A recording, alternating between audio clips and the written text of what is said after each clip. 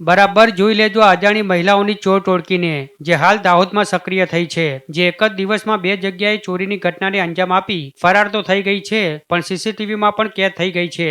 ત્યારે તમે પણ જોઈ લો આ અજાણી મહિલાઓની ચોર ટોળકીને અને કેવી રીતે ગ્રુપ બનાવી વાતોમાં ફસાવી ખંખેરી લે છે રૂપિયા. આ અજાણી મહિલાઓની ચોર ટોળકીએ એક જ દિવસમાં બે અલગ અલગ જગ્યાએ ચોરીને અંજામ આપ્યો છે. આ ટોળકીએ પહેલા એપીએમસીના વેપારી લોકેશ ખંડેલવાલની પેઢીમાં લાખોની રોકડની ચોરી કરી. એપીએમસીના વેપારી લોકેશ ખંડેલવાલની પેઢીમાં આ મહિલાઓ ભીખ માંગવાના બહાને ઘૂસી, જે બાદ વેપારીને વાતોમાં ઉલઝાવ્યો અને બાદમાં ગ્રુપ બનાવી ઓફિસના ડ્રોવરમાંથી લાખો રૂપિયાની રોકડ ઉઠાવી ફરાર થઈ ગઈ. ત્યારબાદ આ અજાણી મહિલાઓની ચોર ટોળકીએ હનુમાન બજાર ખાતે મીરા એન્ટરપ્રાઇઝિસ બેન્કિંગ સેન્ટરને નિશાન બનાવી હતી અને પહેલાની જેમ જ ચોરીને અંજામ આપી ફરાર થઈ ગઈ હતી. બંને સ્થળોએ આ અજાણી મહિલાઓની ચોર ટોળકીએ કરેલી ચોરી સીસીટીવી કેમેરામાં કેદ થઈ ગઈ છે.